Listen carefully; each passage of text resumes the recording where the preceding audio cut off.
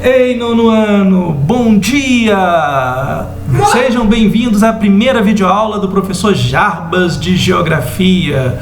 Olha só, gente, semana passada eu enviei apenas um pequeno questionário para vocês, beleza? Eu espero que vocês tenham feito esses questionários. Qualquer dúvida, entre em contato comigo, tá joia? Se vocês tiverem dificuldade em ter respondido alguma questão. Hoje eu estou mandando 2 textos, tá? Por que 2 textos? Porque na quarta-feira nós temos 2 aulas. No primeiro texto, o tema é envelhecimento da população da Europa. Junto com esse texto vai um questionário. No segundo texto, aí começa uma matéria nova, tá? Que é a demografia da Ásia. Aí nesse texto é apenas uma introdução do conteúdo. Aí junto também vai um pequeno questionário. E para vocês responderem esses 2 questionários, eu vou dar algumas dicas e falar sobre alguns conceitos básicos da geografia, da demografia, para facilitar vocês na compreensão do conteúdo. Beleza? Então vamos lá. O primeiro conceito que eu vou passar é países populosos. São os países que têm um grande número de habitantes. Países populosos são os países onde há pouco espaço para a população viver, ou seja, são países onde há uma densidade demográfica elevada. Natalidade. Natalidade se refere-se ao número de nascimentos. Mortalidade. Mortalidade é o número de óbitos. Taxas de natalidade se refere ao número de nascimento para cada grupo de 1000 habitantes. E o mesmo vale para taxas de mortalidade. É o número de habitantes para cada grupo de 1000 habitantes. E o que é o crescimento vegetativo? O crescimento vegetativo é a diferença entre as taxas de natalidade e mortalidade. Para chegar a esse resultado, basta subtrair taxa de natalidade por mortalidade. Por exemplo, se a taxa de natalidade foi de 60 e a taxa de mortalidade foi de 50, 60 menos 50, 10. Aí encontra o crescimento vegetativo ou natural.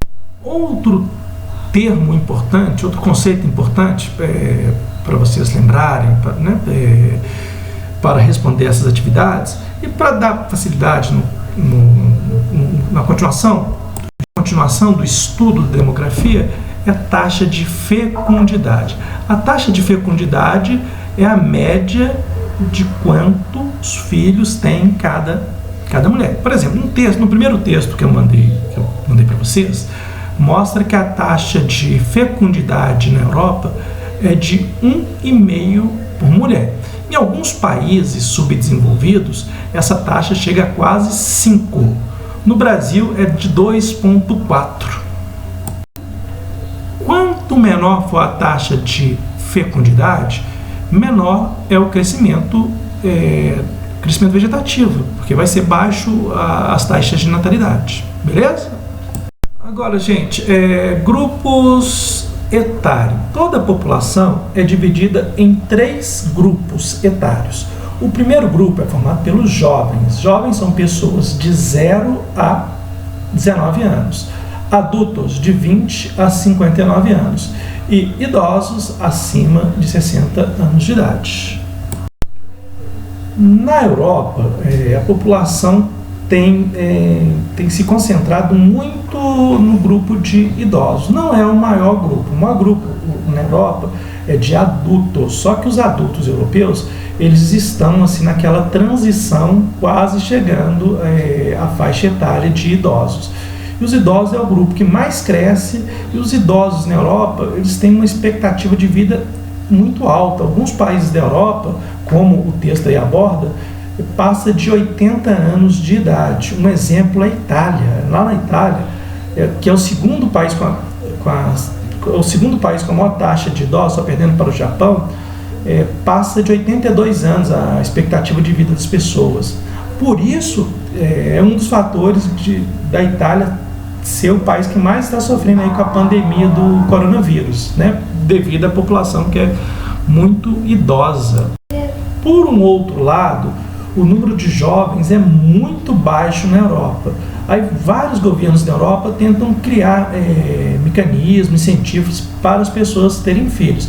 Na Alemanha, por exemplo, desde 2006 o governo criou um incentivo que funciona da seguinte forma: sempre que um casal tem um filho, o governo dá um estímulo, que é 30 mil euros por filho. Cada filho que nasce, o casal, a mãe, recebe 30 mil euros. Outros países também têm incentivo. Na própria Itália também tem incentivos. Na França tem incentivo. Todos os países da Europa, os governos tentam incentivar as pessoas a terem mais filhos. Por quê, gente? Se a população envelhecer, o que vai acontecer? Vai ter um grande número de idosos aposentados que vão estar recebendo aposentadorias e não vão ter trabalhadores adultos para trabalhar, movimentar a economia, pagar impostos, para que os aposentados possam receber.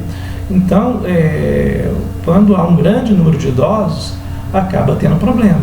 É o que já está acontecendo no Brasil. Por isso é que fizeram a reforma da Previdência no Brasil.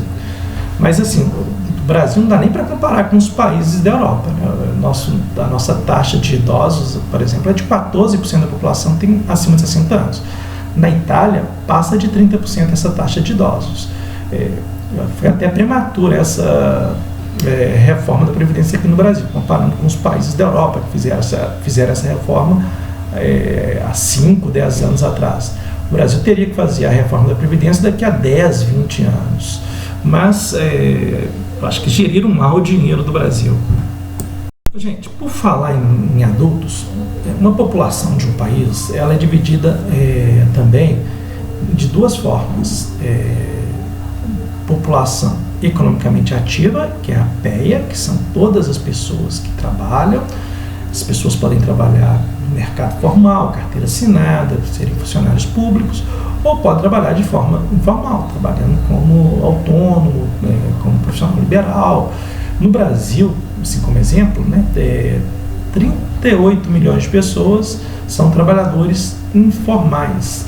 E o Brasil tem 105 milhões de trabalhadores. Pouco mais de 60 milhões de trabalhadores no Brasil trabalham formalmente. Mas tanto o pessoal que trabalha na informalidade quanto os formais, eles fazem parte da PEA. E tem a PEI, que é a população economicamente inativa, que são as pessoas que já aposentaram, ou os jovens que ainda não entraram no mercado de trabalho, ou os adultos que ficam durante muito tempo desempregados. Ou tem algumas pessoas mesmo que optam por não trabalhar, fazem parte da PEI. Para o país conseguir se desenvolver, é muito importante ele ter uma grande parte da população economicamente ativa, porque essa população vai gerar riqueza e vai gerar impostos. E a tendência na Europa, com o envelhecimento, é que a população economicamente ativa tenha uma queda. Agora, gente, em relação à demografia da Ásia, como está aí no texto que vocês leram, a Ásia é o continente mais populoso e povoado do mundo. Mais de 60% da população mundial vive na Ásia. O que representa isso em números absolutos? No mundo, a população mundial hoje passa de 7 bilhões e meio de habitantes. Na Ásia, vivem 4 bilhões e 200 milhões de habitantes. E o que é um país povoado? Um país povoado, é um país que, eu já falei sobre o país povoado, Agora, na Ásia, é o continente que tem a maior densidade demográfica. Um exemplo de um país asiático, assim, com densidade demográfica muito alta, é Bangladesh. Lá em Bangladesh, para cada quilômetro quadrado, um quilômetro quadrado equivale a 10 campos de futebol, tamanho oficial, um do lado do outro. Para cada quilômetro quadrado em Bangladesh, vive mais de 1.400 habitantes. Outros países asiáticos também estão entre os mais povoados do mundo, que é o caso da Índia, do Paquistão, do Butão, do Nepal, do Japão, da Índia. Então, a Ásia é um continente populoso e povoado. Entre os 10 países mais populosos do mundo, nós temos da Ásia a China, que é o mais populoso deles todos, com 1 bilhão e 300, quase 1 bilhão e 400 milhões de habitantes. Depois a Índia também com 1 bilhão e 200 milhões de habitantes. A Indonésia, que é o 4º país mais populoso do mundo. Ainda tem o Paquistão, que é o 6º país mais populoso do mundo. E ainda tem o Japão, que entra ainda nesse ranking aí dos países mais populosos do mundo. A Ásia é um continente onde a maioria da população vive no meio rural.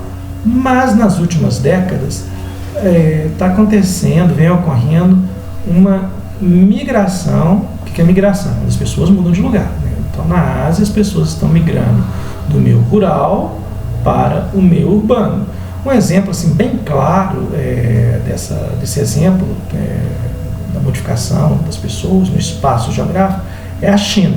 A China, há 30 anos atrás, tinha 30 e poucos % da população vivendo no meio urbano. Hoje, na China, já passa de 60% da população vivendo no meio urbano. A Índia é um outro país também que a urbanização vem crescendo muito. Olha só, eu espero que com esse pequeno vídeo aí eu tenha colaborado com vocês para vocês fazerem essa atividade. Qualquer dúvida, entre em contato comigo, beleza? Bom descanso, juízo, lavem as mãos, usem álcool em gel, fiquem em casa, quarentena, tá? Vamos respeitar a quarentena. Daqui a pouco nós estamos de volta. Abraço do professor Jarbas. Galo!